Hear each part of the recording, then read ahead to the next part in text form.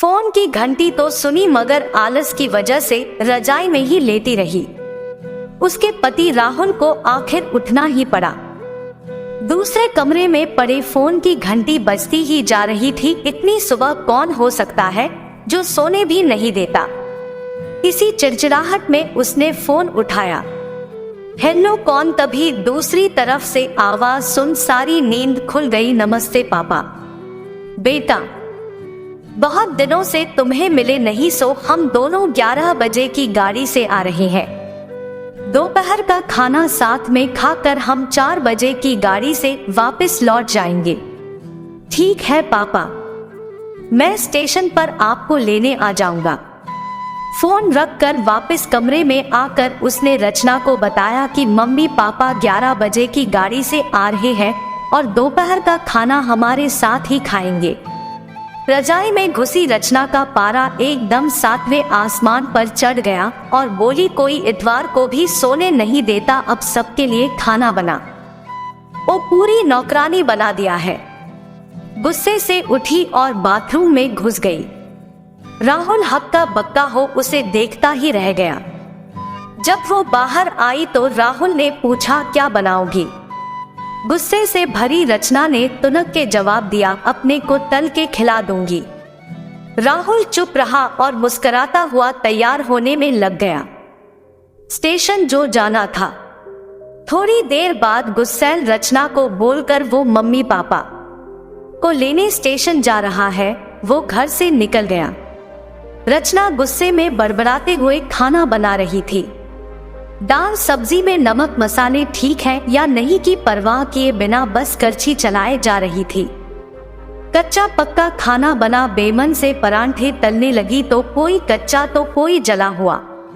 आखिर उसने सब कुछ खत्म किया और नहाने चली गई।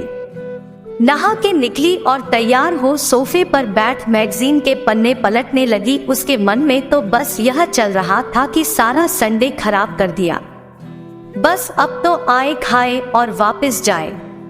थोड़ी देर बाद घर की घंटी बजी तो बड़े बेमन से उठी और दरवाजा खोला। दरवाजा खुलते ही उसकी आंखें हैरानी से फटी की फटी रह गई और मुंह से एक शब्द भी नहीं निकल सका, क्योंकि सामने राहुल के नहीं उसके अपने मम्मी पापा खड़े थे, जिन्हें राहुल स्टेशन से लाया था। मम्मी ने आगे बढ़कर उसे झिंझोड़ा, अरे क्या हुआ? इतनी हैरान परेशान क्यों लग रही है? क्या राहुल ने बताया नहीं कि हम आ रहे हैं? जैसे मानो रचना के नींद टूटी हो। नहीं मम्मी, इन्होंने तो बताया था, पर चलो आप अंदर तो आओ। राहुल तो अपनी मुस्कुराहट रोक नहीं पा रहा था। कुछ देर इधर उधर की बातें करने में बीत गया। थोड़ी देर बाद पापा ने कहा, रचना गप्पे ही मारती रहोगी या कुछ खिलाओगी भी? यह सुन रचना को मानो सांप सूंघ गया हो। क्या करती? बेचारी को अपने हाथों ही से बनाए अधपक्के और जले हुए खाने को परोसना पड़ा। मम्मी पापा खाना तो खा रहे थे, मगर उनकी आंखों में एक प्रश्न था जिसका वो जवाब ढूंढ रहे थे। आखिर इतना स्वादिष्ट खाना बनाने वाली उनकी बेटी आज उन्हें कैसा खाना खिला रही है? रचना बस मुंह नीचे किए बैठी खाना खा रही था कि मम्मी पापा से आंख मिलाने की उसकी हिम्मत नहीं हो पा रही थी। खाना खत्म कर सब ड्राइंग रूम में आ बैठे। राहुल कुछ काम है, अभी आता हूं कहकर थोड़ी देर के लिए बाहर निकल गया। राहुल के जाते ही मम्मी, जो बहुत देर से चुप बैठी थी, बोल पड़ी, क्या राहुल ने बताया नहीं था कि हम आ रहे हैं? तो अचानक रचना के मुंह से निकल गया, उसने सिर्फ यह कहा था कि मम्मी पापा लंच पर आ रहे हैं। मैं समझी उसके मम्मी पापा आ रहे हैं। फिर क्या था? रचना की मम्मी को समझते देर नहीं लगी कि ये मामला है। बहुत दुखी मन से उन्होंने रचना को समझाया, बेटी, हम हो या उसके मम्मी पापा, तुम्हें तो बराबर का सम्मान करना चाहिए। मम्मी पापा क्या कोई भी घर आए तो खुशी खुशी अपनी हैसियत के मुताबिक उसकी सेवा करो।